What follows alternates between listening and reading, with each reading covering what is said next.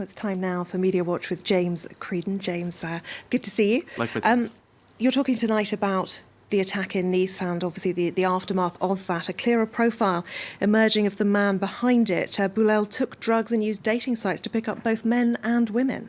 That's right, and it appears his primary lover was a 73-year-old man. So we're getting a very interesting, if that's the most appropriate word, picture of a guy who certainly is not the typical profile of a religious fundamentalist who would be respecting at least some of the elements of the Islamic faith. And indeed, very quickly in the aftermath of the attack last week, people were presuming that he had links with Islamic fundamentalism, but it is a much more complex picture that is emerging about a man who was certainly quite deranged, violent, a drug user, and had many lovers, men and women, and it appears even people quite a lot older than him. So certainly not a picture of a very religious figure who was leaning towards fundamental aspects of a religious practice.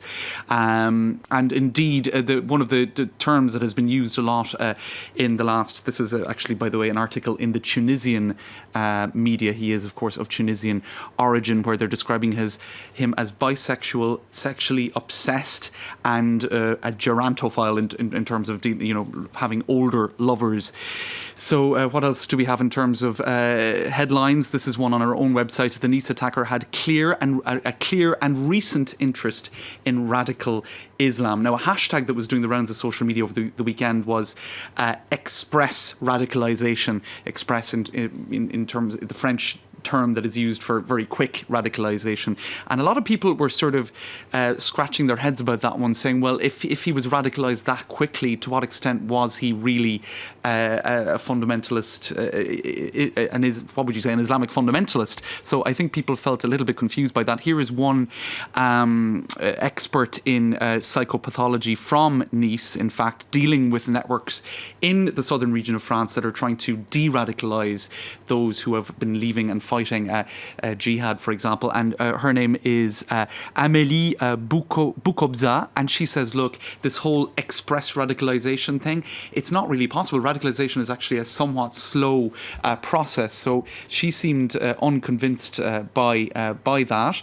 And indeed, on social media, you had people actually mocking the concept. You have a man here with express radicalisation pack, where he is adding on sort of a long beard, and this cartoon where a man wakes up next to a woman who all of a sudden is wearing a burqa. And so, there are elements of fact involved here. He was searching very violent images online. He was doing Google searches on the Orlando attack, on also an attack that happened in the Paris suburbs where a policeman and his wife were killed in Magnonville. He was interested in violent acts and violent images and was searching them online, and he had over the previous 8 days allowed his beard to grow out. But to what extent was this perhaps seeking some sort of a form for a pre-existing violent streak? That's the question. It sounds far more like it's related to violence than it is anything to do with any kind of religion. Certainly. In the age of ISIS, who is a terrorist and who's simply deranged? The New York Times says the line here is becoming increasingly blurred. That's right, and I suppose they're not just looking at what happened in Nice, but other cases. And they spoke to one former State Department coordinator by the name of Daniel Benjamin, and he says the Islamic State and jihadism has become a kind of refuge for some unstable people who are at the end of their rope and decide they can redeem their screwed up lives by dying in the name of a cause, going from zero to hero, as I've heard it referred to also. Basically rebels, not rebels without a cause, but rebels looking for a cause.